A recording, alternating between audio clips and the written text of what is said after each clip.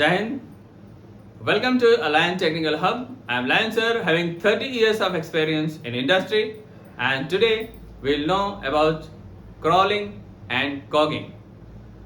So ये बहुत ही important words हैं जो क्वेश्चंस में पूछे जाते हैं, कॉम्पिटिटिव एग्जाम्स में पूछे जाते हैं और इंटरव्यू में भी पूछे जाते हैं कि कॉगिंग क्या है, कॉगिंग इफेक्ट, और इसको कैसे दूर करेंगे, और क्रॉलिंग क्या है, क्यों होता है, और इसके बारे में एक्सप्लेन करिए। तो आज हम जो है इसके बारे में आपको बताएंगे। और इससे पहले जो भी भाई अभी तक हमारे चैनल को सब्सक्राइब नहीं किए हैं, कृपया हमारे चैनल को सब्सक्राइब कर लें। और इस तरह के वीडियोस मैं बनाता रहता हूं, टेक्निकल वीडियोस जिसका आप फायदा उठा सकते हैं। तो आप सब्सक्राइब कर लेंगे तो आपको इमीडिएट नोटिफिकेशन आपको मिल जाएगा। राइट, आइए शुरू करते हैं। कॉगिंग और क्रॉलिंग। तो कॉगिंग क्या होता है? कॉगिंग वो होता है कि जब हमने एक रेटेड मोटर को हमने सप्लाई दिया है और उसका लोड भी विद इन लिमिट है, लेकिन हम देखते हैं कि हमारा मोटर जो है चल नहीं रहा है, सिर्फ आवाज कर रहा है। तो इस तरह के इफेक्ट को हम कॉगिंग इफेक्ट बोलते हैं। और होता क्यों है कि जो हमारा रोटर है और जो स्टेटर है, स्टेटर में रोटेटिंग मैग्नेटिक फ्लक्स जो जनरेट हो रहा है, हमारा रोटर उसको जो है फॉलो करता है और जिसकी वजह से ये घूमता है। जो हम यहाँ पर देख सकते हैं कि ये 3 फेज का जो हमने स्टेटर दिखाया है, ये स्टेटर है, और आर वाई बी ये हमने वाइंडिंग का जो है कॉन्फ़िगरेशन दिखाया हुआ है। यहाँ पर हमारा रोटर है। रोटर जो है किसी तरह से कनेक्टेड नहीं है, किसी भी सप्लाई से कनेक्टेड नहीं है। इसमें क्या होता है कि जब हमारे रोटेटिंग मैग्नेटिक फ्लक्स जनरेट होता है, स्टेटर में रोटेटिंग मैग्नेटिक फ्लक्स जनरेट होता है, तो ये जो है रोटेटिंग मैग्नेटिक फ्लक्स इस स्टेटर के बार को यानी कि कंडक्टर को कट करता है। ये यहाँ पर देख सकते हैं, ये स्टेटर है, और जो कॉगिंग इफेक्ट आएगा उसमें इस तरह का स्टेटर नहीं होता है। उसको दूर करने के लिए स्क्यूड रोटर यानी कि ये जो है थोड़ा स्लैंड में हम बनाते हैं, ये इफेक्ट आता है वहां पर जब हमारा ये सपोज रोटर है, राइट। ये हमने रोटर का जो है डायग्राम बहुत सा नहीं बनाया है, लेकिन आप समझ सकते हैं। तो ये हमारा रोटर है, तो इसमें जो है इसके बार हैं बिल्कुल पैरेलल थे, तो इसमें इस तरह की प्रॉब्लम्स आई। क्या होता है कि जब ये यहाँ पर प्लेस कर दीजिए तो रोटेटिंग मैग्नेटिक फ्लक्स जो जनरेट होगा वो इस कंडक्टर को कट करेगा, क्योंकि यहाँ पर एंड रिंग है और ये यहाँ से शॉर्टेड है दोनों तरफ यहाँ पर। तो क्या होगा, एक ईएमएफ जो इसमें जनरेट हो रहा था, तो इसमें करंट फ्लो होगा, क्योंकि ये शॉर्टेड है। तो करंट फ्लो होने की वजह से इसमें एक जो है अपना इसका फील्ड होगा, जो फील्ड क्या करेगा वो अपोजिट डायरेक्शन में होगा, यानी कि जो स्टेटर का फील्ड है उसके अपोजिट होगा। यानी कि यहाँ अगर नॉर्थ पोल जनरेट हुआ है तो यहाँ पर साउथ पोल जनरेट होगा, और क्योंकि ये रोटेटिंग है तो इसको जो है फॉलो करने की कोशिश करेगा।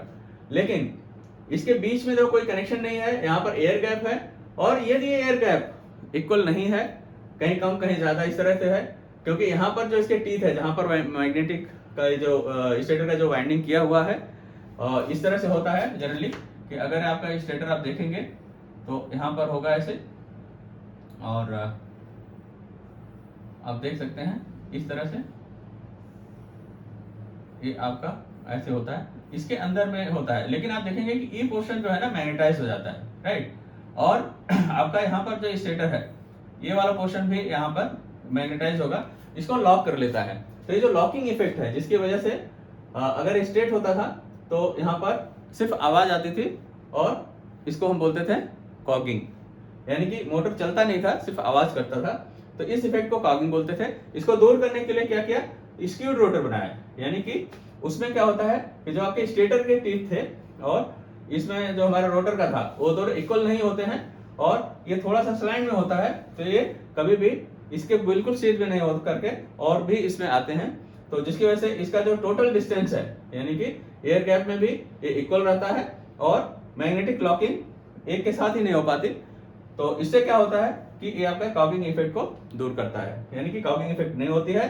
क्योंकि स्क्यूड है तो इसका जो लेंथ भी बढ़ जाता है, जिसकी वजह से इसका जो फ्लक्स कट करने का स्ट्रेंथ है वो थोड़ा ज्यादा हो जाता है, तो और ज्यादा इफेक्टिव हो जाता है। इसके जो मैग्नेटिक फ्लक्स जनरेट होता है वो ज्यादा होता है कंपेयर टू स्ट्रेट वाले से। तो इसलिए जो है ये और उपयुक्त है, और इसको हम जो है यूज करते हैं। ये हर एक तरह के मोटरों में यूज होने लगा है। तो स्क्यूड रोटर जो है आपके इंडक्शन मोटर में यूज होता है, राइट। तो स्क्यूड मोटर जो रोटर बना करके आप कॉगिंग इफेक्ट को दूर कर सकते हैं। आइए हम जानते हैं कि व्हाट इज क्रॉलिंग।